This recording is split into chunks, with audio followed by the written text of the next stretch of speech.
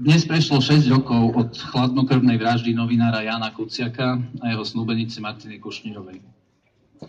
Slovensko sa vtedy stalo inou krajinou. Krajinou, kde je možné vraždiť kvôli pravde a poctivej novinárskej práci. Dnes tu spolu stojíme, aby sme si pripomenuli odkaz Jána a Martiny. Na začiatok zhromaždenia si ich uctíme minútou ticha.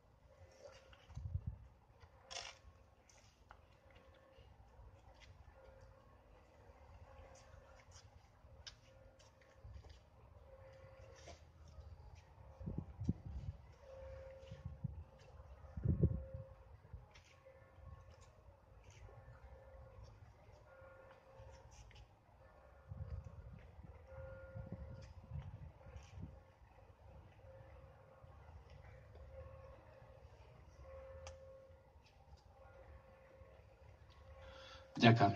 Nezabudneme. Priatelia, pred chvíľkou vystúpili na pódiu v Bratislave rodičia Jana a Martiny. Nemôžu tu byť s nami, ale všetkých nás pozdravujú a sú veľmi, veľmi vďační a radi, že nezabúdame a že sa takto stretávame. Keďže tu nemôžu byť, napísali aspoň list, ktorý vám teraz prečíta Šošana Chovan.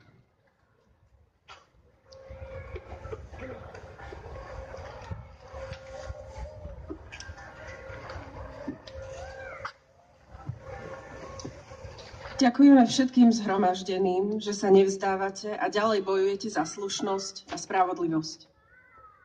Je to už 6 rokov, čo rukou vraha zahynuli naše deti. Vrah je už odsúdený, no jedinci, ktorí vytvorili tento systém našich ľudí, sú opäť pri moci. Vrah dostal zaplatené a ten, čo ho zaplatil, je síce vo väzení, ale za ekonomické trestné činy a vyzerá to tak, že jeho mecenáši ho odtiaľ dostanú. Menia trestný zákon. Obhajca objednávateľa je poradcom premiéra, Bodorova pravá ruka Gašpar starší, ktorý podľa všetkého nechal Janka vylustrovať, je v parlamente. Gašpar mladší sa má stať šéfom SIS. Trestný zákon vytvárajú obvinení a obhajcovia odsúdených. Arogancia šéfa Smeru nemá hraníc, ľudskosti, kúska slušnosti, za ktorú sme tu stáli. Objektívne zhodnotenie chýb pri pandémii posudzuje komisia, v ktorej čele stojí antivaxer. Čo si o tom myslíte vy? Dnes tu stojíme a spomíname, že už počas vyšetrovania vraždy našich detí hádzali vyšetrovateľom polená pod nohy. Bojím sa, že prichádza rekapitulácia. Vyhlásenia vtedajšieho policajného prezidenta Gašpara o drogovej stope, fámy o ukradnutých artefaktoch, Kočnerové motáky a iné. Ako sa ukázalo časom, prvý dosť závažný problém bolo rozpustenie vyšetrovacieho tímu Kuciak a odovzdanie častí vyšetrovacieho spisu policajnej inšpekcii. Kto tak rozhodol? Pani Saková, ktorá je znovu vo vláde, a páni Lučanský a Zurian, ktorý teraz šéfuje inšpekcií. Dnes už je jasné, že sa hralo o čas. Ľudský život a dôstojnosť pre nich nemá hodnotu. Idú len po ochrane seba a svojich ľudí, v čom ich nezastavila ani chladnokrvná vražda našich drahých. Slušnosť a spravodlivosť, za ktorú tu stojíme, zas prehráva nad peniazmi a zlom. Teraz si znovu myslia, že môžu všetko. Meniť zákony, zastrašovať, vymýšľať krkolomné teórie, odstavovať slušných ľudí a my budeme ticho. V tom sa však mýlia.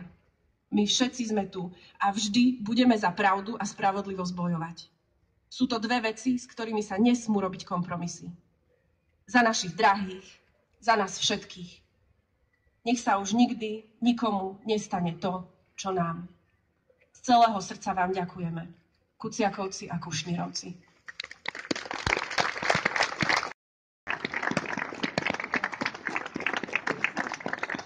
Ďakujeme pekne. Myslím, že práve rodičia Jana Martiny sú veľkým vzorom a veľkou inšpiráciou pre nás všetkých. Ich slušnosť, ich ľudskosť aj napriek nepredstaviteľne ťažkej situácii. Všetkých nás správa o vražde Jana Martiny v roku 2018 hlboko zasiahla. Mnohí si detailne pamätáme, čo sme vtedy robili, s kým sme túto správu zdieľali a spolu neverili, v akej krajine to žijeme. Stávali sme tu takto spolu od februára 2018. Jeden z ľudí, ktorý pravidelne vystupoval na tomto pódiu, je aj básnik Tomáš Straka, ktorého by som chcel týmto pozvať na pódium.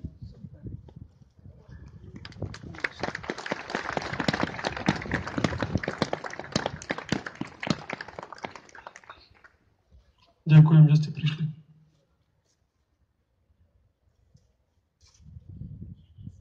Vieš, čo zmení táto báseň?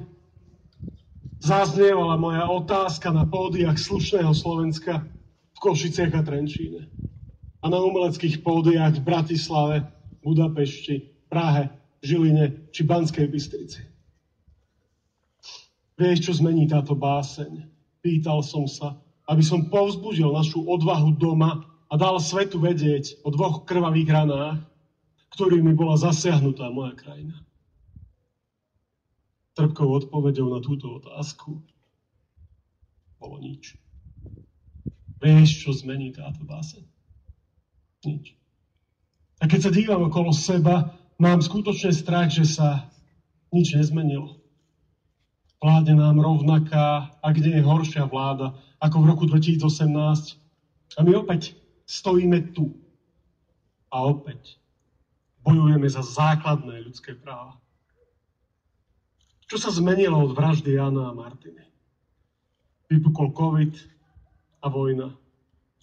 V Bratislave opäť vraždil neonacista a smrť Juraja a Matúša nám priniesla okrem vlny solidarity aj obrovskú vlnu homofóbie a nenávisti.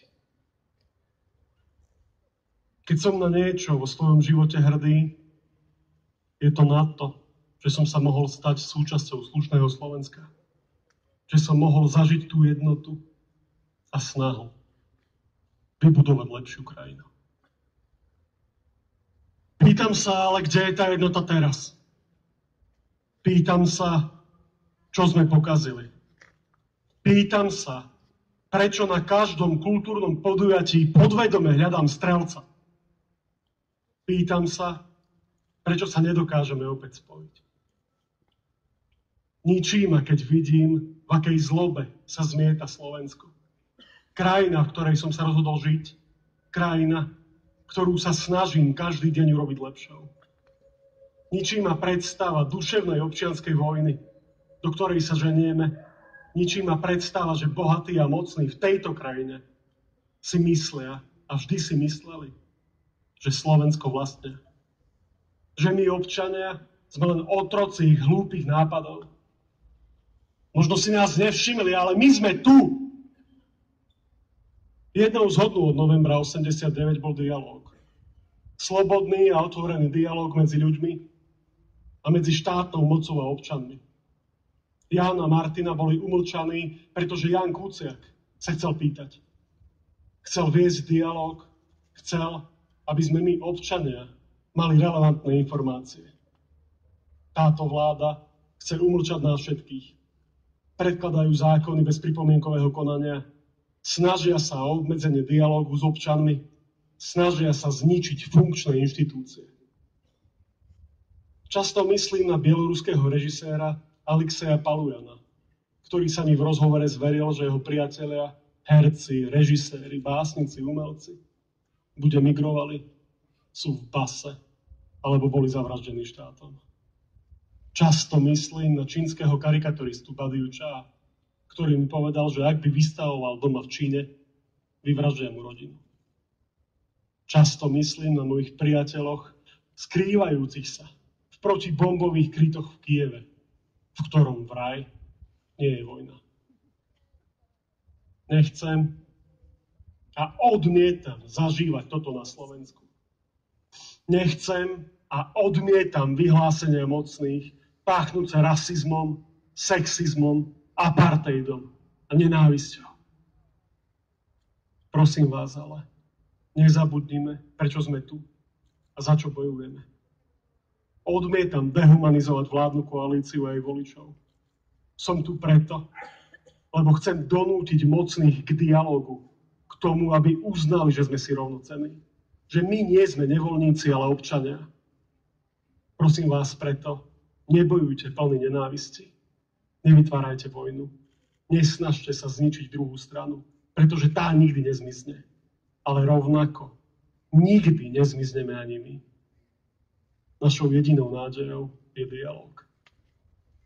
Ján Kuciak sa narodil v rovnakom roku ako ja. Cítim povinnosť konať už len kvôli jeho očiam. Rovnako cítim pohľady Jána Palacha, Michala Levčíka, Jana Patočku či Marcela Stríka. Pohľady tých, ktorí zomreli v boji za slobodu a demokraciu. Prosím nás, nestraťme odvahu, nestraťme nádej, ale čo je najdôležitejšie, nestraťme svoj súcit. Donúťme mocných k dialógu, ak sa s nami nemienia baviť slušne a normálne. A pokúsme sa spolu vytvoriť krajinu, o akej snívali Ján a Martina.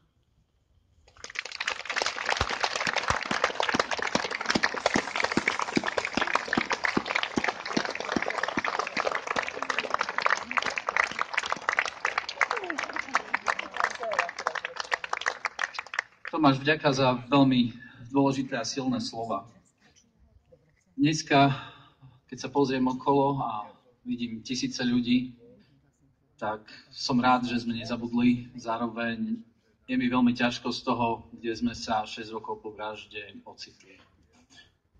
Vláda, počas ktorej bol Ján Kuciak a Martina Kušnírová zavraždení, je späť. Vláda, od ktorej Ján Kuciak žiadal ochranu.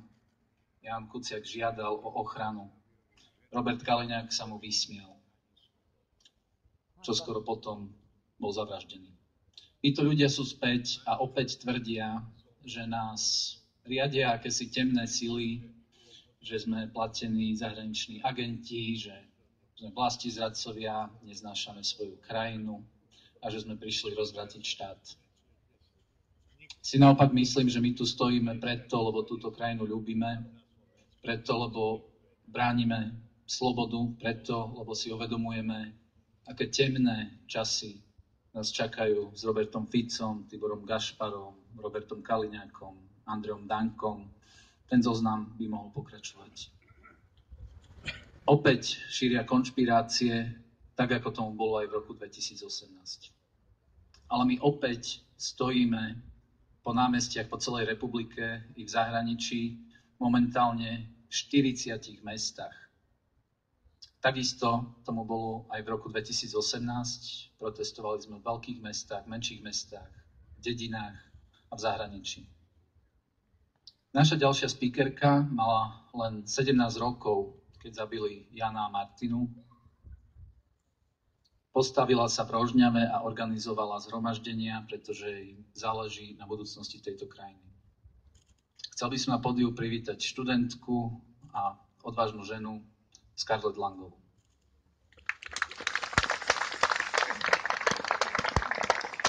Dobrý večer. Som Scarlett Langová, som študentkou ekonomickej fakulty na Technickej univerzite v Košiciach. Od detstva vnímam politiku, nedeľné diskusie, hádanie politikov, doťahovanie sa kauzy a tlačovky. Vyrástla som v krajine, ktorej väčšinu času vládol Fico. Nežila som v komunizme, nezažila som nežnú revolúciu ani 90. roky. Mám však pocit, že to, čo sa deje dnes, je porovnateľné, ak nie horšie ako tie 90. Pred 6 rokmi bol zavraždený Ján Kuciak a Martina Kušnírová. Obete nenávisti systému, ktorý prekvitol do neskutočných rozmerov. Strých 6 rokov a je to horšie ako kedykoľvek predtým. Vrátili sa. A so sebou priniesli ďalší level mafiánskych praktík. Pán Fico, pán Pellegrini, pán Eštok a ďalší. Vy ničíte štát v priamom prenose. Oblečení v oblekoch, s falošným úsmevom z komprom jeden na druhého. Vysmievate sa nám do tváre, obsadzujete ministerské pozície pytliakmi, hoaxermi, ľuďmi, ktorí nemajú žiadne odborné vzdelanie. Tvrdíte, že v diskusii si len poviete to, čo uznáte za vhodné a diktujete, kto môže a kto sa nemôže pýtať. Kto si myslíte, že ste? Vy tam hore, ktorí ste vstali z mŕtvych, ste si uverili. Uverili ste, že ste samozvaní bohovia, ktorí sa rozhodnú, komu budú odpovedať. Ale tí novinári sa pýtajú predsa za nás. V našom mene oni sú naši zástupcovia, ktorí nám podávajú správu o tom, ako vládnete. A či sa vám to páči alebo nie, vy nie ste majitelia tejto krajiny.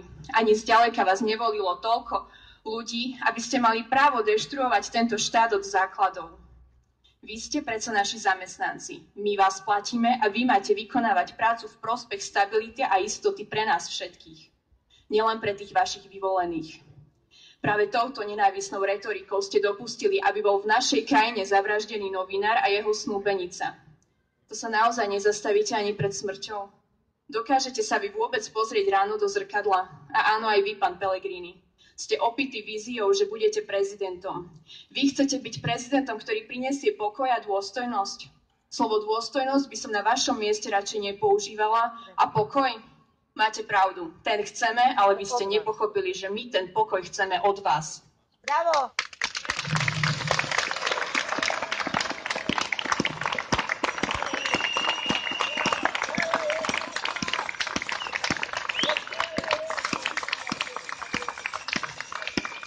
Ste spolupáchateľom tohto celého šialenstva, ktoré sa tu roky dialo a práve vy ste príčina toho, že ten valec sa nezastavil, ale naštartoval na plné obrátky. Čo ste to vy všetci za ľudia? Bez štipky svedomia. Veď si to len predstavte, ak by vám niekto zobral to najvzácnejšie, čo máte. Dieťa, ktorému ste dali výchovu, hodnoty, ktorého ste viedli, aby sa stal slušným človekom, ktorého ste si priali vidieť ruka v ruke so svojou spriaznenou dušou. Namiesto svadobných šiat rodičia kupovali truhlu, lebo ich niekto umlčal, lebo mohol. Namiesto smiechu a šťastia ostal len plač a smútok. Nedokážete si to predstaviť, že nie. Vy máte inak nastavený hodnotový rebríček. Pre vás sú najvzácnejšie moc, peniaze a luxus. Na to vám šliapli a pozrime sa, kde ste to až dotiahli. Hanba vám. Hanba! Hanba! Hanba! Hanba! Hanba! Hanba! Hanba! Hanba! Hanba! Hanba! Hanba! Hanba! Hanba! Vy máte tú odvahu a vytvoríte si tú 140-stránovú brožúru s názvom, počúvajte dobre, Únos spravodlivosti. To myslíte vážne? Je to autobiografický príbeh, že áno. Vy, čo ste uniesli tento štát, obeťami nazývate Gašpara, Bödöra, Brhela a Haščáka, ale to ste teda na veľkom omyle. Obeťami je Jan Kuciak a Martina Kušnírova, ale aj Matúš a Juraj zavraždení na Zámockej. Vy, pán Fico, sa ľutujete, že ste nemali kľudný spánok, ale vy nie ste ten, kto má právo sa ľutovať. Ja ľutujem rodičov, Kuciakovcov, pani Kušnírovu, ktorí už nikdy neuvidia svoje deti.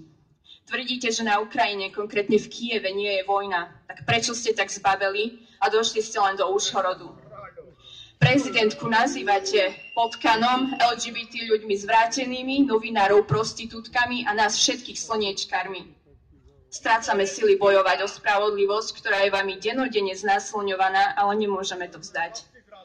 Ján a Martina nechceli nič iné, len žiť v slušnej krajine. Pán a pani Kuciakovci, pani Kušnírova, je mi to ľúto. Prepáčte, že sme dovolili, aby nám aj naďalej vládlo to šialené zlo, ktoré vás pripravilo o deti. Vedzte, že v tom nie ste sami. Budeme aj naďalej bojovať a hľadať nádej. Nenecháme si ukradnúť náš domov. Aj my chceme žiť v slušnej krajine, spravodlivej, tolerantnej a plnej rešpektu. To naozaj chceme až tak veľa. Ďakujeme!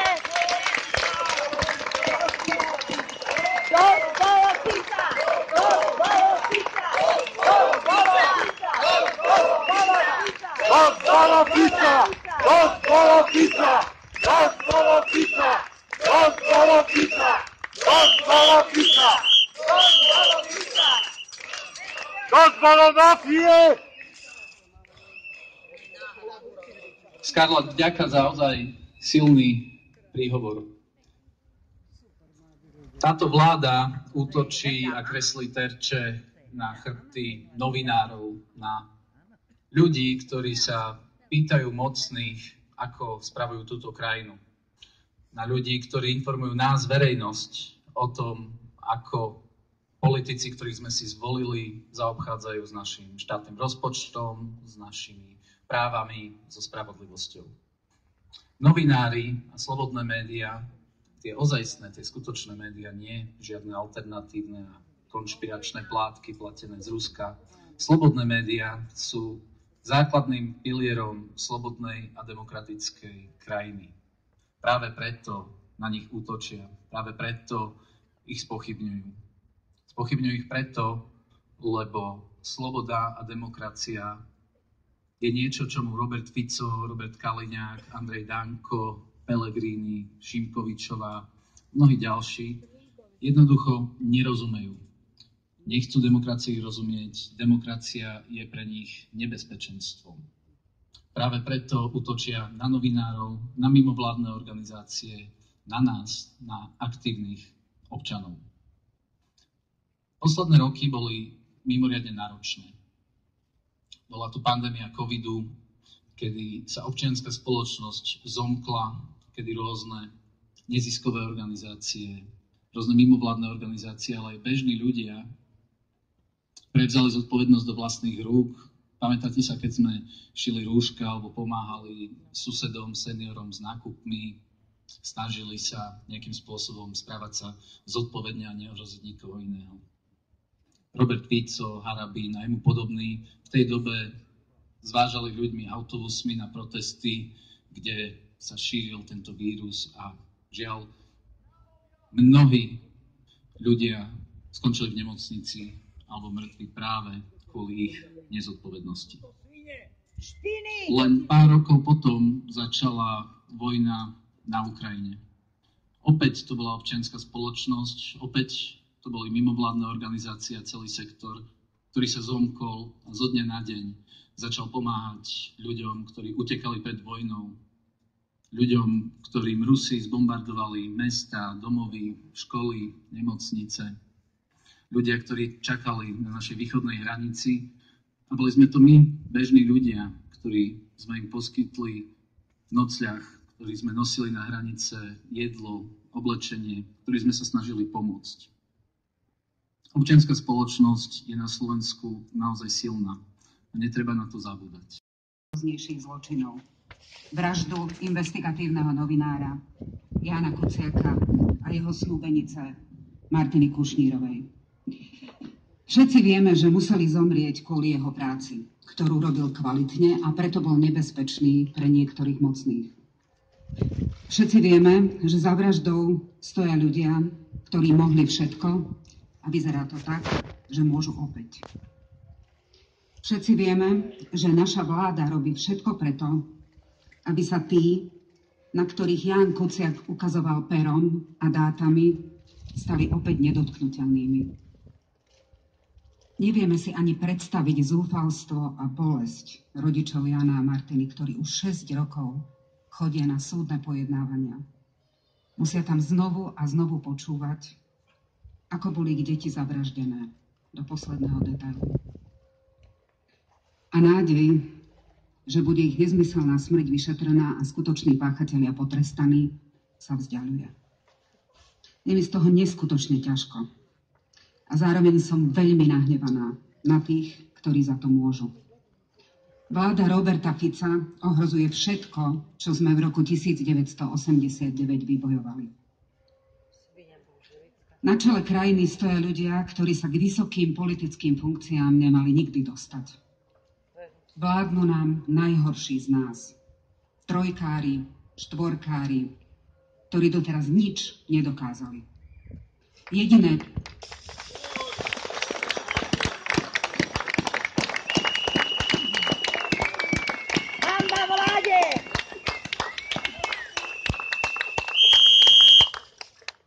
Jediné, čo dokážu, je slúžiť zlu. Rozkladajú právny štát, policajtov, ktorí vyšetrovali korupčné zločiny, postavili mimo službu a šikanujú ich rodiny, manželky a deti. Útočia na médiá, ktoré pokračujú v diele Jána Kuciaka. Vláda Roberta Fica od svojho nástupu opakovane útočí na občianske organizácie. Už pri predstavovaní programového vyhlásenia vlády sa venoval téme zákona o zahraničných agentoch. Opakovane blúzni o akejsi nadprirodzenej moci mimovládok ovplyvňovať chod Slovenska a šíri konšpirácie, že to tu riadia mimovládky. Jediným cieľom týchto útokov je vytvoriť z občianskych organizácií terč nenávisti a hromozvod hnevu ľudí za to, že sa nemajú dobre. Nemajú totiž žiadne riešenia na bežné problémy ľudí. Na vysoké ceny, na nefungujúce nemocnice, na zanedbané školstvo, na kultúru, ktorá sa v podstate vytráca. Odpútavajú pozornosť od vlastnej neschopnosti opraviť túto krajinu, za ktorej stav sú zodpovední. Terajší premiér viedol túto krajinu najdlhšie zo všetkých premiérov a jediné, čo ho teraz zaujíma, je beztrestnosť pre neho a pre jeho ľudí. Fuj! Hanba!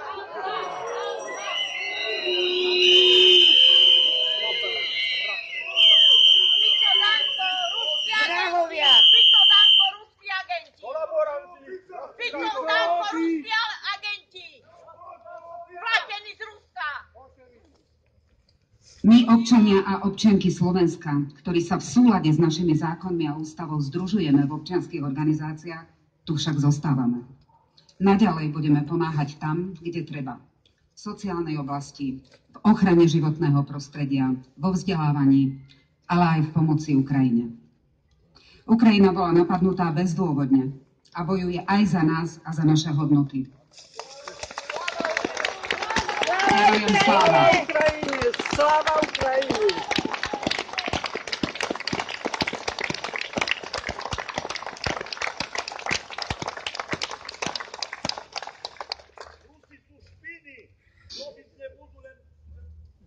Tak ako Janko spomenul, len včera v noci som sa vrátila zo 4-dňovej humanitárnej misie z Ukrajiny. Z krajiny, kde podľa predsedu vlády žiadna vojna nie je, ale pre istotu sa ďalej ako do Užhorodu neodvážil. Fuj!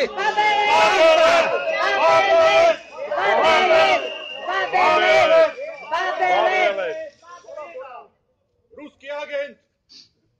Bola som v Kyjeve, v Černíhive, v Rybkách, iba 20 kilometrov od bieloruskej hranice a iba 70 kilometrov od hranice s Ruskom. Zažili sme niekoľko poplachov kvôli raketovým útokom. Tá vojna je tam veľmi reálna. A to, že to naši politici zľahčujú, je odsúdenia hodné.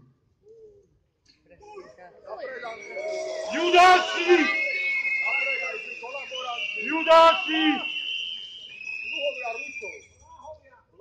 Agenti platení Ruskom. Podmienky, v ktorých teraz pracujeme, sú veľmi náročné. Pokúšajú sa nás zastrašiť a rozdeliť. Robia všetko preto, aby nás, mimovládne organizácie, odstrihli od verejných zdrojov. A to sú vaše peniaze. Chcú nás nálepkovať ako zahraničných agentov, keď budeme získavať zdroje zo zahraničia. Čakajú nás teda ťažké časy, ale nemienime sa vzdať. Budeme pracovať a pomáhať ďalej. Prosím, stojte pri nás. Pomôžte nám pomáhať, podporujte nás a hlavne neodchádzajte z námestí. Je to veľmi dôležité, keď chceme ostať súčasťou civilizovaného západného sveta.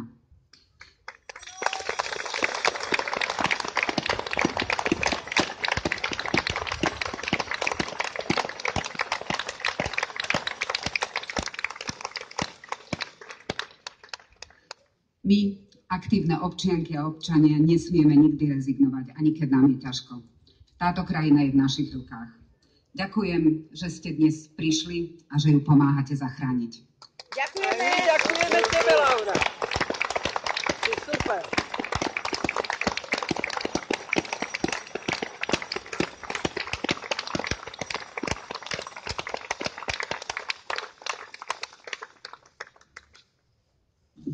Laura, vďaka za všetku prácu, ktorú už roky robíš. Aj za tento príhovor, samozrejme. Spravodlivosť v tejto krajine je v ohrození. Všetci to vidíme. Vidíme, že prvá vec, ktorú táto vláda začala riešiť namiesto lacnejších cien potravín, lacnejších cien energie je práve trestný zákon a ochrana vlastných ľudí, svojich kumpánov, oligarchov, ľudí, ktorí sú podozriví a obžalovaní z korupčných škandálov a z tých najhorších zločinov. Je to obrovská hanba, že takto očividne sa nám smejú do tváre a snažia sa túto krajinu znásilniť a absolútne zničiť, paralizovať spravodlivosť. Dosť bolo Fica! Dosť bolo Fica! Dosť bolo Fica! Dosť bolo Fica! Dosť bolo Fica! Dosť bolo Fica! Dosť bolo Fica! Dosť bolo Fica! Dosť bolo Fica! Marian Kočner je podozrivý z objednania vraždy Jana Kuciaka a Martiny Kušnírovej. Dodnes tento súdny proces neskončil, dodnes nevieme, kto zavraždil Jana a Martinu. Dodnes rodičia Jana a Martiny musia chodiť na súdne pojednávania, domáhať sa spravodlivosti. Táto vláda, ktorú sme opäť pustili k moci, spraví všetko preto, aby sme nikdy nezistili, ako to všetko bolo. Dokážeme tomu však zabrániť. Táto vláda sa nás bojí sa plných námestí. Veď si spomente na rok 2018. Podarilo sa nám z vysokej politiky odstaviť tých najhorších. Kaliňáka, Fica, Gašpara. Robíme znovu. A podarí sa nám to zas. Áno! Áno! Kafiléria národa! Hanba! Hanba tejto vláde! Treba im zazvoniť. Na opačnej strane tejto ulice sídli Ústavný súd. Oči celého národa sa upierajú teraz práve tam, lebo práve Ústavný súd bude rozhodovať o tom, či táto novela trestného zákona, tento promafiánsky balíček, či vstúpi do platnosti, alebo nie. Pamätáte si, keď sa chcel istý Robert Fico stať predsedom Ústavného súdu?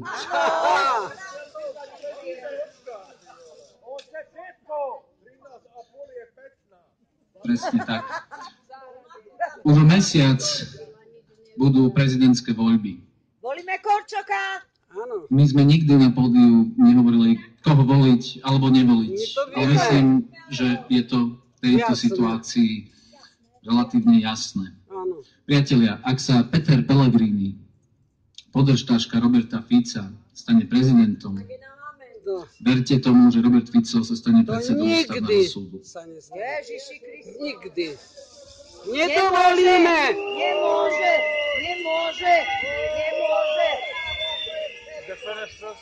Áno, tak už je len to. Keby nebol 89. už by bol generálny tajomník UVK ešte. Priatelia, ďalší rečník, ktorý tu vystúpi, je môj dobrý priateľ a človek, s ktorým sme od začiatku spoločne organizovali Zhromaždenie za slušné Slovensko. Človek, s ktorým sme precestovali túto krajinu a rozprávali sa s ľuďmi zo všetkých kútov o tom, v akej krajine chcú žiť. Organizovali sme diskusie, rozdávali noviny a na cestách po Slovensku sme sa naučili, že skutočne v každom kúte tejto krajine sú ľudia rovnakí. Chcú žiť dôstojne, chcú žiť v spravodlivom systéme, chcú byť šťastní a necítiť sa byť ohrozený mocou. Ja som veľmi rád, že práve Tino Kantor vystúpi teraz so svojím prejavom, ktorý sa bude týkať práve spravodlivosti.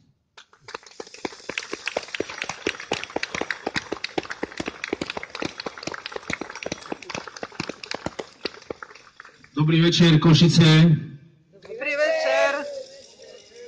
Pamätáte si, keď Robo Fico žiadal prezidenta Kisku, aby ho vymenoval za predsedu Ústavného súdu Slovenskej republiky tu v Košiciach? Áno. Už vtedy si Robo F. robil záľusk po právomociach ústavného súdu. Sľuboval bol vtedy za to, že sa zastavia všetky prezidentové trestné stíhania a bude mať už navždy pokoj.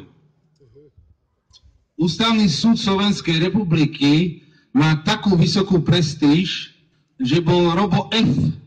schopný zabudnúť na nenávisť, ktorú voči prezidentovi cíti, za to, že ho porazil v prezidentskom súboji. Ústavný súd je posledná súdna inštancia v Slovenskej republike, v istom zmysle najsilnejšia súdna autorita v tejto krajine. Viete, aké je funkčné obdobie sudcu Ústavného súdu? 12 rokov. To sú 3 plne funkčné obdobia Národnej rady Slovenskej republiky. Fico to dobre vie. Predstavme si teraz spoločne, že sa Robov dlhoročný asistent, teraz kandidát na prezidenta, Peter, nazvime ho Peter, stane prezidentom Slovenskej republiky. Nikdy!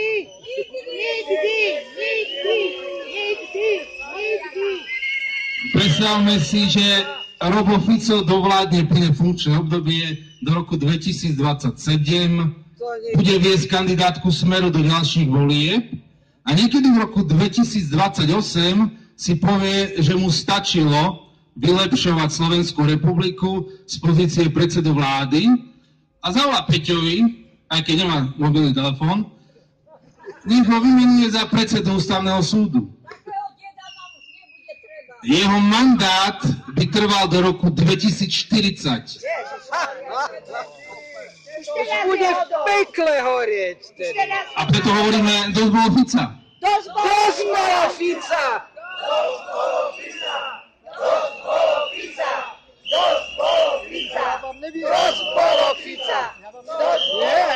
Daj Košice, daj občania, nehovorím vám, koho voliť. Len som vám predstavil temnú víziu budúcnosti, v ktorej bude Robo Fico, toho času štvornásobný premiér, formovať a zrejme aj deformovať túto krajinu minimálne do roku 2040. Nikdy! Čo znamená celý jeho život. Nikdy! Bude horieť v pekle! Aj tieto dny trpneme a všetky svoje nádeje vkladáme do 12 statočných sudcov Ústavného súdu. Oni sú posledná inštancia, ktorá nás ochráni pred amnestiou, ktorú si navždy schválili poslanci Národnej rady Slovenskej republiky pre seba a svojich kumpánov. Toto musíme zastaviť. Zastavíme!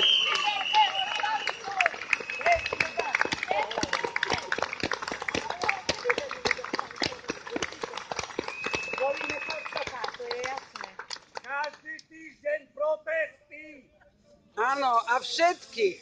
Priatelia, budeme sa blížiť k záveru dnešného zhromaždenia, ale nikam neodchádzajte. Čaká nás ešte jeden rečník a na záver budeme všetci spoločne spievať hymnu. Náš posledný rečník je symbolický novinár. Totižto práve kvôli novinárom sa tu stretávame už 6 rokov. Stretávame sa tu kvôli tomu, aby sme aj my trošku prispeli k ich ochrane.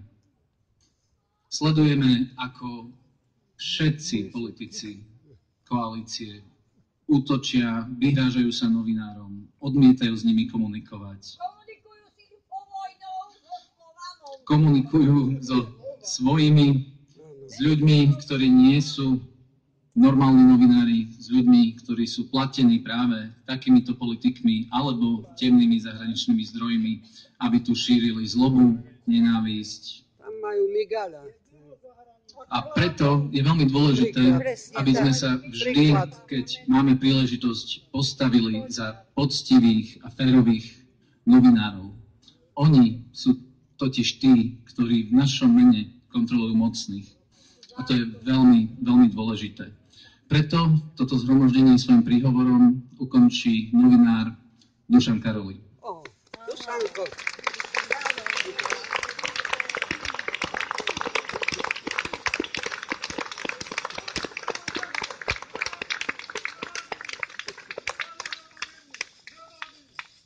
Dobrý večer.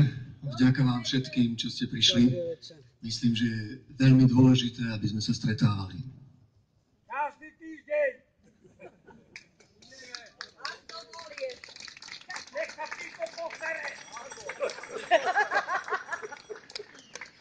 To nestačí. Keď sme sa pred 6 rokmi schádzali na zhromaždeniach za slušné Slovensko, bolo to šialené. Nechcelo sa nám veriť, že žijeme v krajine, kde sa vraždia kritickí novinári. Ale obávam sa, že teraz je to ešte horšie. Vtedy nás teda Slovensko do stoky ťahala skorumpovaná vládna garnitúra. Ale padla, pretože sa proti nej postavili ľudia. Zburcovala nás vražda Jana a Martiny a zvrhli systém našich ľudí, ktorý tu pripravil atmosféru aj na tie vraždy. Teraz sú znova pri moci architekti tej vražednej atmosféry. No zásadná zmena je v tom, že Slovensko ťahajú do stoky nielen oni, ale aj množstvo ľudí, ktorí im nadšene tlieska. Žiaľ, ani netušia, že tlieskajú demontáži, spravodlivosti a demokracie. Pamätám si na okrúhle stoly začiatkom 90. rokov. Sedeli pri nich aj takí páni ako Moritz alebo Andel zo Slovenskej národnej strany. Ostatní rečníci riešili prechod od totality k slobode a demokracii, zatiaľ čo oni dookola mieli niečo o svojbytnosti a svojstojnosti. Takmer niekto ich nebral vážne, pôsobili ako komickí outsideri. Ale už o 2 roky sa Československo rozdeľovalo presne tak, ako o tom predtým oni smiešne rozprávali. Kto chcel žiť v slobodnom Československu a nie na Slovensku pod autoritatívnym Mečiarom, tomu túto perspektívu definitívne zobrali. Z toho sme si mali zobrať poučenie, že sa neoplatí ignorovať alebo podceňovať veci, aj keď sú postavené na hlavu a zniejú nereálne. Predstavte si pred rokom alebo 2, keby vám niekto vravel, že Pytliak bude šéfom Tatranského národného parku, že priebeh pandémie bude vyšetrovať popierač pandémie, že trojica, ktorá vo svojej akože televízii pácha atentát na objektívnu žurnalistiku, nám ukáže, ako má vyzerať spravodajská verejnoprávna RTVS. Že obvinení alebo obžalovaní si budú písať nový trestný zákon, aby sami sebe bez hanby pridelili de facto hromadnú amnestiu. Fuj! Fuj!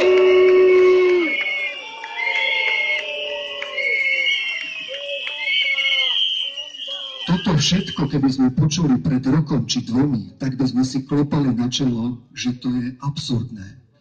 Že neexistuje taká šebrútá krajina, v ktorej by toto bolo možné. Ale dnes v tom reálne žijeme. My si musíme zvykať, že súčasťou našej každodennosti je absurdita. Ale pozor, toto už nie je trápnosť na okraji spoločnosti, ktorú môžete kedykoľvek ignorovať. To už je štát. To už sú štátne orgány a inštitúcie. To už sú naši lídri.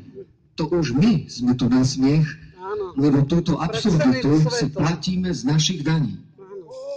Fuj! Fuj! Obávam sa, že nie sme ďaleko od momentu, keď do RTVS prídu pometení ľudia a ako redaktori sa budú politikov pýtať napríklad na to, či si z Ukrajiny, ak prehrá vojnu, môžeme spolu s Ruskom aj my ukrojiť časť jej územia. Fuj! Fuj! Áno, toto chystá. Už dnes nám mnohé sebavedomé ústa s arogantnou suverenitou tvrdia, že čierne je biele, že lož je pravdou, že nenormálne je normálne. Je preto životne dôležité, aby z nás boli aktívni a ostražití občania. Nemôže nám stačiť, že sa niekde na zomri zabavíme na tom, aký je niekto smiešný alebo hlúpy. Lebo keď my sa budeme na tom zabávať, oni zatiaľ tou tuposťou a vulgárnosťou zamoria náš verejný priestor tak, že sa tej primitívnosti už nebude dať vyhnúť. Presne. Zastavme ich! Áno. A volíme Korčoka. Aby to bolo ešte plastickejšie, predstavme si namiesto Slovenska dedinu, v ktorej je radosť žiť. Ale potom si ľudia zvolia skorumpovaného a všetkého schopného starostu a začne sa diať napríklad toto. Starosta za úplatky pustí do dediny firmy, ktoré nad povolené limity produkujú hluk a znečisťujú ovzdušie. Jeho ľudia beztrestne vypúšťajú žompy do miestneho potoka. Čokoľvek potrebujete na obecnom úrade vybaviť, musíte uplácať. Okolo dediny sú poľovné revíry a poľovníci vám neodporúčajú vstupovať do lesa. Obecný kontrolór je podržtaškou starostu, všetky sťažnosti ignoruje. Obecný rozhlas do nemoty vysiela lži a lacnú propagandu. Ak takého starostu necháte v obci dlho bačovať, nezvratne ju zdevastuje a slušní ľudia vyženie. V takomto svinstve by sme chceli žiť? Nie! Ak nie, tak robme z tých niečo. Aj Jano Kuciak by niečo urobil, keby žil. Ďakujem.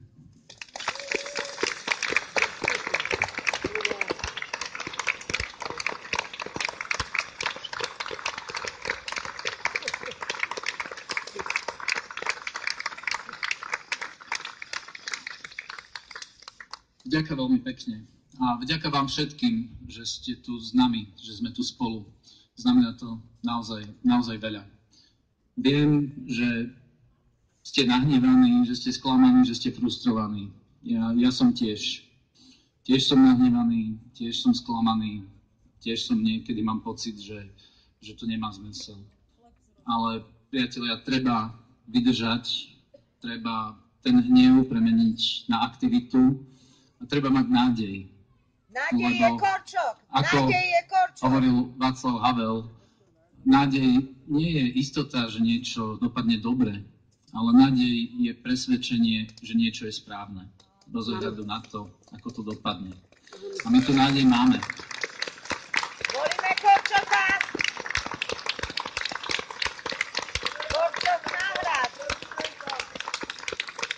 Blíži sa záver tohto zhromaždenia. Ja by som rád na pódium pozval všetkých našich rečníkov, takisto dobrovoľníkov a Lili Maničkovú, ktorá bude spievať hymnu. Budeme veľmi radi, ak sa pridáte a tiež budete svetlom v tejto temnej dobe, lebo po každej temnote prichádza svetlo. Priatelia, vydržíme to vďaka, že sme tu spolu.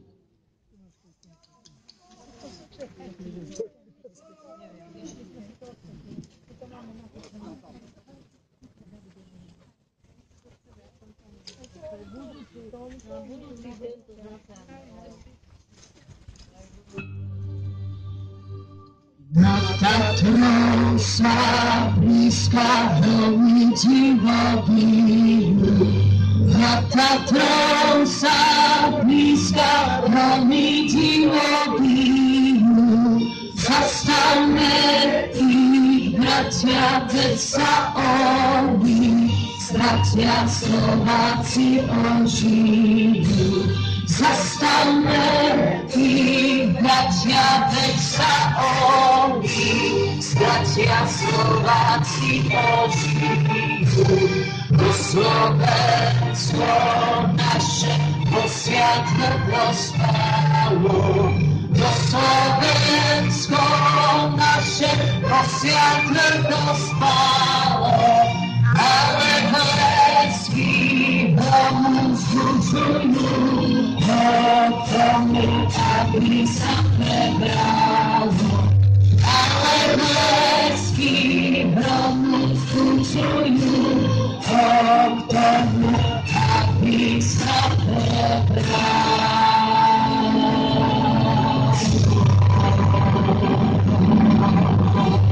Ďakujeme! Lili je super! Preverme sa!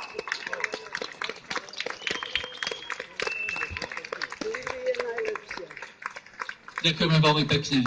Vďaka týmto považujte toto zhromaždenie za ukončené. Prosím, sledujte ďalej, zaujímajte sa a určite sa tu čoskoro uvidíme opäť. Ďakujem. Prídeme!